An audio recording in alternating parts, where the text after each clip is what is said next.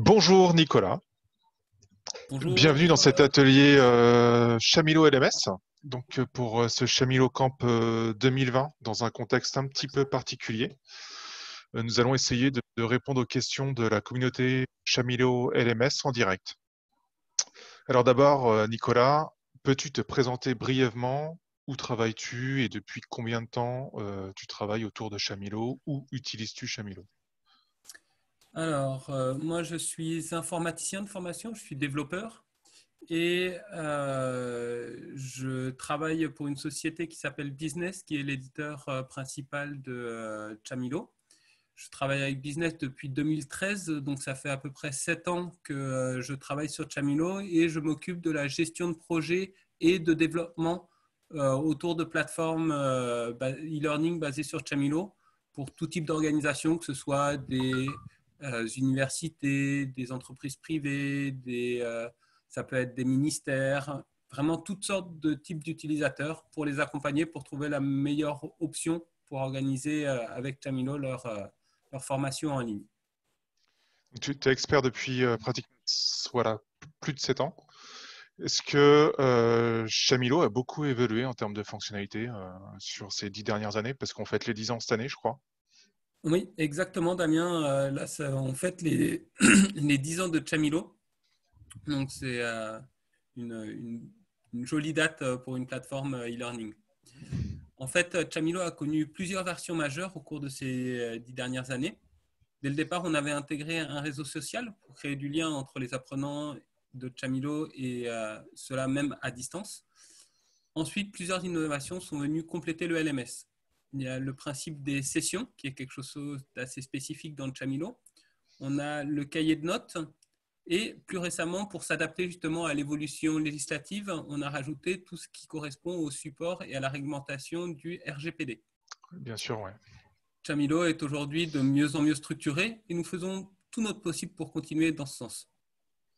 D'accord, merci Nicolas pour cette introduction et ces précisions sur l'évolution de Chamilo. Ce que je te propose, c'est d'essayer de répondre donc aux questions Oui. posées les utilisateurs sur le forum. Donc on a une question de Franck qui pose comme question, donc dans la création de classe, que signifient les permissions de groupe ouverts ou fermés? Donc les classes, c'est un regroupement d'utilisateurs, hein, je crois. Oui, c'est bien ça. En fait, les classes, c'est un regroupement d'utilisateurs qui peut servir justement sous forme de classe ou sous forme de groupes sociaux. Donc, les permissions de groupe sont en relation directe avec le fait qu'une classe soit déclarée en groupe social dans le réseau social. Donc, c'est dans ce cas-là qu'on a besoin des permissions. Et si celui-ci est fermé, il ne peut accueillir de nouveaux membres que dans le groupe social. D'accord. Ok, on a une autre question donc d'Hélène. Du coup, j'ai créé un parcours sur Chamilo sur lequel j'ai créé un document direct sur Chamilo. Il est écrit en bas, en tout petit du parcours, que les apprenants ne voient pas ce parcours. Pourquoi? Alors, c'est un cas particulier qui correspond à une configuration. Cette mention correspond à un prérequis obligatoire. Lorsque l'on veut créer un parcours et l'utiliser comme administrateur de cours, il y a plusieurs options qui sont disponibles. Si un parcours contient plusieurs pages, il est possible de préciser le but de l'organisation du parcours et l'utilisation que l'apprenant doit en faire par le biais des prérequis. C'est ça qui va déterminer si on peut avoir accès et donc s'il doit être visible ou non à l'apprenant. Cet outil est accessible dans la construction du parcours, tant au travers du menu déroulant qu'au travers du menu flottant au-dessus de chaque élément. D'accord, donc par exemple, est-ce que tu peux donner un exemple? Par exemple, si on n'a pas fait le chapitre 1, si on n'a pas fait le chapitre 2, on ne peut Alors, pas voir le chapitre 1, non? Comment ça se passe? ça serait, oui, l'inverse plutôt, généralement, c'est si on n'a pas fait le chapitre 1, on Oui, n'aura pas accès au chapitre 2. d'accord. Mais on peut également, ça peut être juste avoir vu un item, mais ça peut être aussi avoir obtenu une note suffisante à un exercice. Donc ça pourrait être dire, on a premièrement une vidéo d'explication d'un concept, ensuite un exercice, et avant de passer au concept suivant, l'exercice nous permet de valider qu'on a compris l'apprentissage. Sinon, on revient à l'étape précédente pour le comprendre à nouveau d'une meilleure façon, refaire l'exercice, obtenir la note minimale, donc le prérequis qui est attendu, et là, ça débloque l'item suivant. On a ça à l'intérieur d'un parcours entre les items, mais on a également ça au niveau des parcours où on peut avoir des prérequis. Donc, on verra le parcours numéro 2, donc le niveau 2, par exemple, mathématiques niveau 2, on ne pourra le voir que quand on aura réalisé 100% du parcours mathématiques niveau 1. D'accord, en plus ça peut créer, d'accord, si je comprends bien, sur un langage pédagogique, ça peut créer des mini-murs pédagogiques de prérequis sous forme de quiz, d'accord. J'ai une question donc de Fatima, du coup les outils d'édition sont grisés alors que je suis connecté en tant qu'administrateur. Pourquoi ça? Alors, j'imagine, là aussi, à chaque fois j'essaye de comprendre parce que je n'ai pas la visualisation de la situation. Ce qui peut arriver, c'est qu'on se retrouve à être connecté on est sur l'interface du cours, mais à l'intérieur d'une session et pas dans le cours de base, donc pas dans le cours d'origine. Donc c'est ce qui permet de différencier cela. On présente grisé qui indique qu'on n'est pas censé le modifier. D'accord, donc tu parles de session par rapport à espace de cours. C'est quoi la différence du coup entre une session et un espace de cours? Alors, l'espace de cours, c'est la base d'un LMS, c'est le cours qui va contenir des outils qui vont nous permettre de créer des contenus d'apprentissage, que ce soit des documents, des exercices, des forums, et que l'on va structurer dans des parcours. Une fois qu'on a fait notre cours, on va vouloir faire des sortes de fenêtres où on va dire cette fenêtre va nous donner accès au cours. Donc, on a le cours en dessous et on a la fenêtre et on va pouvoir voir le cours qui est en dessous en mettant des dates, par exemple de début et de fin où la fenêtre va être visible et en disant les apprenants sont inscrits de ce côté-là de la fenêtre. Donc, on voit le contenu qui est en dessous, donc le contenu du cours de base, mais on est au niveau de la fenêtre. La session, c'est comme une fenêtre et on peut avoir plusieurs fenêtres tout autour du cours de base qui nous permet d'avoir plusieurs visualisations du même contenu, donc de partager le contenu, tout en étant un système protégé, le contenu de base, et des fenêtres. Et le dernier élément que cela permet, c'est de rajouter des éléments qui sont visibles qu'au niveau de la fenêtre. C'est-à-dire c'est comme si on s'imaginait qu'on mettait un post-it sur la fenêtre qui était visible par les gens qui voient le cours à l'intérieur de cette fenêtre, mais les autres qui accèdent par une autre fenêtre sur la droite ou sur la gauche, par exemple, ne verraient pas ce post-it. Ils verraient uniquement le contenu du cours de base. D'accord, donc si je reformule, un espace de cours, ce serait une sorte de tronc commun qui pourrait être utilisé d'année en année, et la session, ce serait la promotion 2019, promotion 2020, qui utilise le même tronc commun, mais en ajoutant des éléments spécifiques chaque année, par exemple. C'est ça. On a deux types d'utilisation standard. C'est soit ça d'année en année, soit un cours d'anglais, par exemple, qui est utilisé la même année par exemple, si on prend l'exemple d'un collège, c'est les 6e A, les 6e B, les 6e C, les 6e D, ils ont tous le cours d'anglais. Et donc, mais chacun va avoir une fenêtre 6e A, l'autre qui va avoir une fenêtre 6e B, et le professeur de 6e A va pouvoir ajouter des post-it parce que ces élèves de 6e A, peut-être, il leur manque certains prérequis. Ou spécifiquement pour ce groupe-là, on va vouloir préciser un concept. Et donc, il va pouvoir rajouter des post-it sur la fenêtre 6e A. Ouais, donc c'est toute la puissance de la session, donc cette fonction qui est en fait propre à Chamilo LMS, par rapport aux autres LMS qui ne proposent pas forcément cette fonctionnalité justement d'isoler les données et l'environnement de session par rapport à un espace de cours. Voilà. C'est vraiment une innovation du coup de Chamilo LMS, ou est-ce que ça existe dans d'autres LMS? C'est quelque chose qui est généralement c'est un concept qui est à prendre en main par les utilisateurs de Chamilo parce que ça ne correspond pas au type d'utilisation qu'il y a dans d'autres LMS, mais qui permet des choses très puissantes pour la réutilisation de contenu tout en gardant une certaine sécurité. Et ce que ça permet, autre exemple, c'est dans le cours de base, si le cours, je continue avec mon exemple de cours d'anglais, si tous les professeurs de 6e A, 6e B, 6e C, 6e D remarquent qu'il manque quelque chose dans le cours, il suffit d'aller le modifier dans le cours de base et tout le monde depuis sa fenêtre va voir le changement. Donc on change à un endroit le contenu, on n'est pas obligé de passer dans tous les cours de toutes les personnes qui font le cours d'anglais pour modifier ce contenu. D'accord, c'est super intéressant.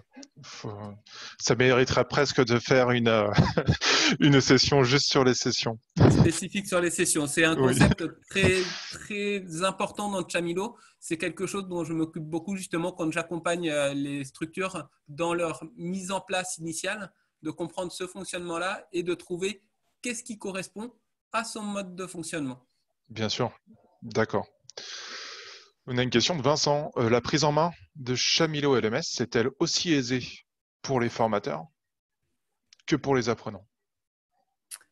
Oui, en effet, Chamilo met la priorité sur le confort d'utilisation. L'accent est mis sur l'interface, qui doit être intuitive bien sûr, et simple d'utilisation. Ce qui signifie arriver au but souhaité en un minimum d'actions. C'est l'un des D'accord. points forts de Chamilo, justement. C'est d'abord, ouais, l'accent il est mis dans le développement sur la facilité d'utilisation. C'est le first, quoi. C'est le Voilà, premier à chaque objectif. fois qu'il y a des nouvelles fonctionnalités, des choses qui sont rajoutées, on pense toujours à, OK, comment ça va être la façon de le rendre le plus simple pour l'utilisateur. En premier, c'est l'apprenant, parce que c'est celui qu'on veut motiver. Le professeur, lui, il a envie que les apprenants soient motivés, donc il faut que ce soit facile pour eux. Et en deuxième temps, mais aussi très important, que le travail du formateur soit aussi facilité. Mais bien évidemment, le travail d'un formateur sera toujours un peu plus complexe que celui de l'apprenant parce qu'il doit structurer, il doit penser à organiser, il a Ouais, plus de possibilités. forcément, ouais, c'est ouais. L'apprenant, il a juste à consommer, même si bon, faut qu'il apprenne, hein, bien sûr, mais ouais. La création pédagogique, c'est quand même du boulot, quoi. On est d'accord. Exactement. Une question de Mathieu. Quelles sont les normes acceptées par Chamilo? Les normes, alors j'imagine qu'il doit parler peut-être des formats de fichiers, normes d'échange. D'accord. Donc, il y a Voilà. deux choses. Il y a les formats d'échange et de possibilités d'import de contenu ou de communication avec les autres plateformes. Donc, Chamilo Ouais. ALMS supporte SCORM 1.2, AICC, IMS QTI ou LTI aussi, LTI 1.1 et LTI 1.3 également dans la dernière version qui va sortir prochainement. D'accord. Et Ça fait beaucoup de sigles, tout ça. oui, c'est beaucoup de sigles. Je les cite Oui. diverses et les personnes qui sont intéressées vont se rendre compte, ah si, donc ça peut fonctionner avec ce que moi D'accord. j'utilise. C'est généralement les personnes en connaissent un ou un autre. Ils ne connaissent pas tous ces sigles-là, mais par contre, une personne qui s'intéresse, par exemple, qui a des paquets SCORM, va savoir que ah, SCORM 1.2, ah tiens, ça me parle. Une personne qui a un applicatif qui sait se connecter avec LTI va savoir, ah tiens, ça me parle. Mais Ouais. pour le grand commun des utilisateurs, ça ne parle pas forcément au quotidien. Donc on a dit Après, une SCORM, norme qui, LTI, voilà, oui. SCORM, LTI et quoi d'autre du coup? Et donc, la dernière qui va être implémentée très prochainement, qui est en cours d'intégration, c'est ce qu'on pense être le futur de l'e-learning avec Tincan API, ou qui a été renommé en X API, qui est le principe de communication entre les outils. C'est-à-dire, dès que vous faites une activité, où que ce soit sur Internet ou en dehors, vous pouvez le faire savoir au LMS qui va enregistrer cette activité et une note qui peut être associée du temps passé. Donc, c'est essayer d'étendre le LMS à toute l'activité d'un apprenant. D'accord. Ok, ok. Et sur les formats, documents? Alors, sur les formats de documents, Chamilo permet d'importer un peu tous les formats de documents qui sont supportés par un navigateur, donc que ce soit des PDF, que ce soit des fichiers HTML, des vidéos, dans tous les formats possibles sur Internet. On peut vraiment avoir un peu tous les formats disponibles. Et on a même un convertisseur de PowerPoint pour D'accord. générer directement des parcours. Donc, chaque slide du PowerPoint correspondra à une étape du parcours et automatiquement importé. Ça, c'est très utile pour des personnes qui ont déjà des cours présentiels de présentation et qui Ouais. souhaitent importer rapidement sur la plateforme. Permet de générer facilement des parcours, en tout cas pour le démarrage de la plateforme, même si après on peut aller sur des outils un peu plus complexes. Ouais, d'accord. Mm. Notre, alors, Estelle pose comme question, notre entreprise est internationale, ce qui est un peu courant aujourd'hui. Comment la plateforme gère-t-elle le multilingue, quoi, le multilangage? C'est intéressant. Donc ça, au niveau de Chamilo, euh, il y a plus de 60 langues, je pense, actuellement enregistrées à ce jour. Et on peut retrouver la liste. Il y a une plateforme dédiée à la traduction de Chamilo. Donc, il y a la liste et on peut voir l'avancement des traductions, le taux de traduction pour chacune des langues. Mais en plus de ces 60 langues, il est possible pour tout un chacun, sachant que c'est un logiciel libre, de pouvoir compléter, de pouvoir participer et rajouter des traductions si jamais c'est une langue qui manquerait de votre côté. Par exemple, l'arabe a été complété très très rapidement récemment parce qu'il y a eu de plus en plus d'utilisateurs en cette langue-là. Et donc, c'est eux-mêmes qui ont contribué, qui ont rajouté les traductions. D'accord. Ensuite, on a, si jamais une langue n'est pas complète, par exemple, typiquement, c'est dans mon entreprise, on ne veut pas parler de cours parce que c'est très scolaire. On parle d'îlots d'apprentissage. Donc, on peut, au niveau de Chamilo, créer des sous-langages qui sont spécifiques, donc par exemple un sous-langage du français, et redéfinir certains éléments. Et donc avoir une plateforme avec un langage correspondant exactement à ce que l'on souhaite utiliser. D'accord. Le dernier point des langues, donc ça c'est l'interface. On est d'accord? On a vu Chamilo préparer une interface. Après, il y a les contenus également. Peut-être qu'on veut avoir un cours, sauf que suivant la personne qui va se connecter, s'il est dans une langue, son interface va être dans cette langue-là, mais le contenu lui-même, Chamilo permet maintenant au niveau de la création des pages HTML, donc en utilisant les outils intégrés à Chamilo, on peut définir à l'intérieur d'un contenu plusieurs langues et suivant la langue de l'apprenant, c'est seulement le contenu dans sa langue qui va lui être affiché. D'accord. Ok. Et il y a une question qui est un peu similaire, je pense. Donc, je vais te la mettre je vais la mettre en continuité. Oui. Ma langue n'apparaît pas dans la liste par défaut des langues quand ils installent Chamilo, hein, je pense. Que faire? Alors, dans ce cas-là, si elle n'apparaît pas dans la liste et que pourtant c'est une langue qui fait partie des 60 langues qui a déjà une traduction, c'est Ouais. probablement juste un problème de configuration. Donc, il faut aller sur la page d'administration, dans le bloc plateforme, il y a un lien vers les paramètres de configuration et choisir ici langue. La plupart du temps, c'est juste qu'on va voir la liste des langues et il suffira d'activer sa langue. D'accord, c'est qu'elle n'est pas activée. D'accord. Voilà, C'est pas, voilà. c'est juste ça. Ok. Euh, donc le temps tourne, on va essayer de voilà. On a encore quelques questions. Ah, Ahmed pose comme question est-ce que notre plateforme est adaptée au smartphone? Est-ce que le contenu diffusé sera accessible sur les différents terminaux? Donc terminaux, j'imagine, soit PC, smartphone, tablette. Oui. Alors, Chamilo, de la même façon que Chamilo fait très attention à la facilité d'utilisation pour l'utilisateur, Chamilo est très attentif au respect des standards. Donc, Chamilo respecte les standards d'accessibilité et par défaut valide un niveau AAA. Donc, ce qui est le niveau le plus haut d'accessibilité sur Internet, qui est une norme définie par les standards sur Internet. Et l'intégration visuelle s'adapte donc naturellement aux terminaux mobiles. D'accord. Ok, donc ça se réorganise en fonction de la taille de Voilà, l'écran type disponible. du type D'accord.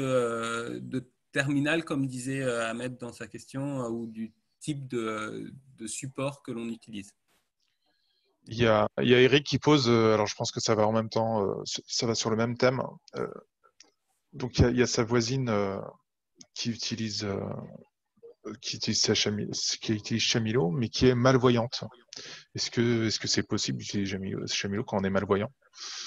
Alors, il n'y a pas de problème. Comme je l'ai dit, Chamilo valide un niveau AAA, le support du standard d'accessibilité WAI et WCAG, et à un très haut niveau. Et donc, ça permet aux malvoyants de pouvoir grandir, de pouvoir mettre dans un format spécifique, de pouvoir également, s'ils ont un lecteur automatique au niveau de leur navigateur, comme on respecte les standards, le lecteur va pouvoir lire le contenu sans problème. Et c'est d'ailleurs justement une des forces de Chamilo, parce que c'est un des seuls ou le seul LMS du marché qui atteint justement ce niveau AAA. Par contre, il faudra bien faire attention, c'est-à-dire que la plateforme en elle-même respecte les standards. Il faudra faire attention aux contenus qui sont importés, Bien sûr, parce que ouais. vos contenus, si vous importez des contenus qui ne sont pas valides, ça, Chamilo ne va pas le Il ne faire va pas tout le seul. transformer pour vous. Voilà. C'est pas magique non plus, oui, d'accord. Alors j'ai une dernière question et après et on va te remercier pour ce premier atelier de Chamilo LMS. Une dernière question d'Olivier qui entend beaucoup parler d'une super fonctionnalité qui s'appelle multi-URL. Est-ce que tu peux nous en dire plus? C'est quoi multi-URL? C'est un peu du chinois. C'est vraiment quelque chose d'intéressant et une fonctionnalité très, très particulière. C'est discret, mais très, très pratique dans le cadre d'utilisation d'un portail pour plusieurs catégories d'utilisateurs. L'idée, c'est qu'on va avoir plusieurs noms comme des portes d'entrée vers Chamilo, donc avec son nom de domaine. Et pour chacune de ces URL, on va avoir un style spécifique et des utilisateurs qui vont avoir le droit de se connecter à une URL ou à une autre ou à une autre, ou peut-être à plusieurs. En fait, pour le présenter un peu schématiquement, je parlais tout à l'heure de fenêtre. Là, on va parler de porte avec tout un mur qui va montrer, on a le mur de Chamilo et là, c'est l'URL 1 avec une porte d'entrée et les utilisateurs, ils voient seulement cette première URL. Et eux, ils ont l'impression que Chamilo, pour eux, c'est juste ce mur-là. Sauf qu'il y a un autre mur sur le côté qui est l'URL 2 et qui permet à d'autres utilisateurs de se connecter, mais derrière, il y a les mêmes cours, il y a les mêmes contenus qui peuvent être disponibles. C'est les mêmes contenus sur deux plateformes différentes. Deux Voilà, URL. on peut même avoir des utilisateurs qui sont en commun. Donc, je vais prendre un exemple. J'ai deux exemples qui sont assez parlants. Le premier, c'est pour des universités. Une université peut avoir plusieurs facultés, une faculté de médecine, une faculté de droit et une faculté de sciences, par exemple. Je vais continuer avec mon exemple du cours d'anglais, où le cours d'anglais, ben, que ce soit en droit, en médecine ou en sciences, on a des cours d'anglais à chaque fois. Donc, on va avoir la faculté de droit qui va avoir sa propre présentation parce qu'ils ont le logo de l'université de droit, ils ont un formalisme qui est un peu différent. Mais par contre, le cours d'anglais, ils vont vouloir utiliser le même que la faculté de sciences et que la faculté de médecine. Les utilisateurs du droit, ils vont voir la porte d'entrée, la faculté.université.fr.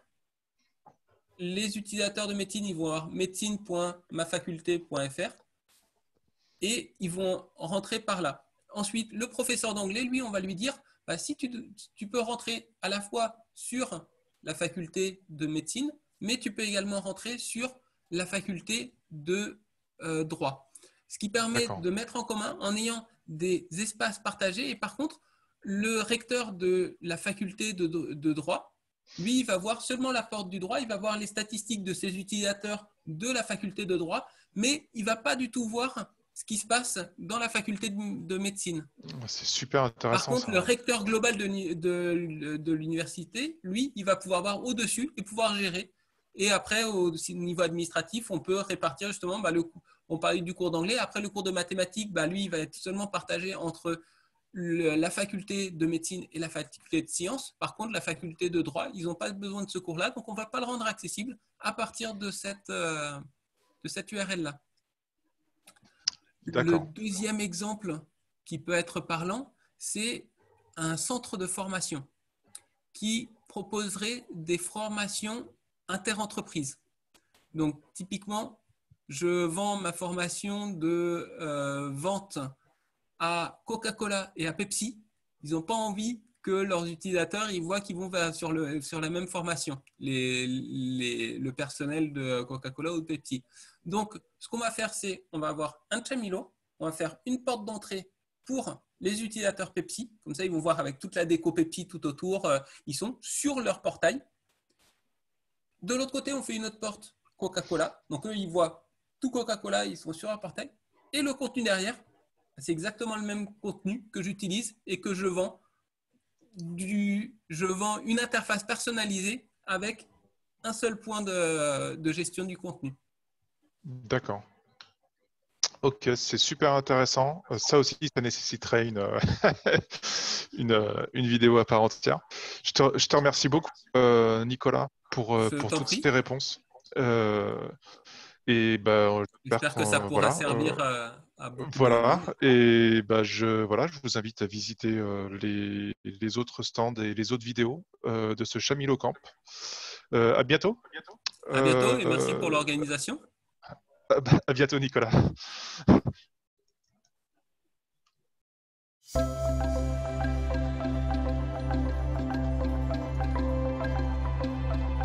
« 10 ans. 10 ans de partage et de rencontres. 10 ans pour encourager la transmission. 10 ans de soutien aux logiciels libres. 10 ans pour ouvrir à tous l'accès à une éducation de qualité. 10 ans d'innovation. 10 ans que Chamilo existe pour vous.